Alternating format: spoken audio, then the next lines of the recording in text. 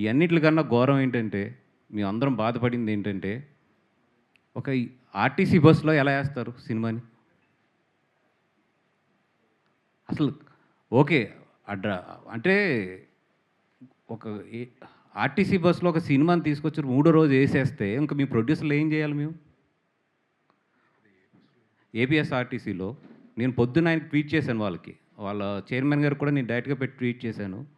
And ఈ పైరసీలో అందరికన్నా బాధితుడు ఎవరంటే ఫస్ట్ పవన్ కళ్యాణ్ గారు. 'అత్తారింటికి దారేదప్పుడు' ఆయన సినిమా ముందు రిలీజ్ అయిపోతే అందరం ఉండి నిలబడి ఆ సినిమాకి ఎన్ని కష్టాలు పడ్డాం ఇది అందరికీ తెలిసిన విషయమే. ఈ విషయం నేను కళ్యాణ్ గారి దృష్టికి కూడా తీసుకెళ్తాను.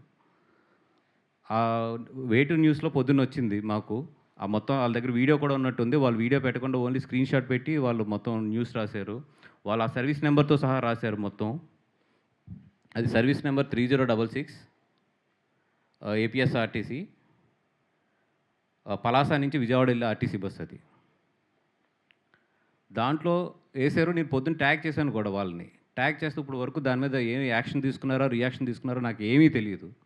ఇప్పుడు ఈవెన్ విజయవాడలో ఉన్న వాళ్ళని వెళ్ళి అక్కడ ఏపీఎస్ఆర్టీసీ మెయిన్ ఏదైతే కార్యాలయం ఉందో అక్కడికెళ్ళి కూడా కంప్లెయింట్ లాంచ్ చేయమని at the same time police స్టేషన్‌లో కూడా క్రిమినల్ కేస్ లాంచ్ చేయమని చెప్పాము.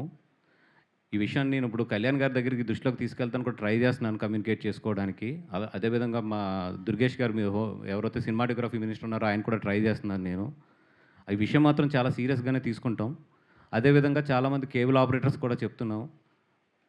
మాకొక్క వీడియో స్క్రీన్ షాట్ దొరికినా కూడా 100% కేస్ ఫైల్ చేసి మేము కేస్ చివరి వరకు కూడా మేము పోరాడతాము. మీకేమైనా ఎగ్జాంపుల్స్ కావాలంటే గీతా గోవిందం కేసులు గుంటూరు కోర్టులో ఉన్నాయి. ఎంతవరకు పోరాడుతున్నామో చూడండి.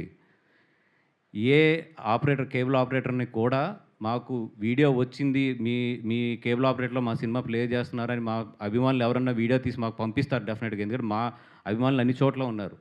100% పంపిస్తారు. పంపిస్తే మాత్రం మేము కేస్ పెట్టకుండా మాత్రం వదలం.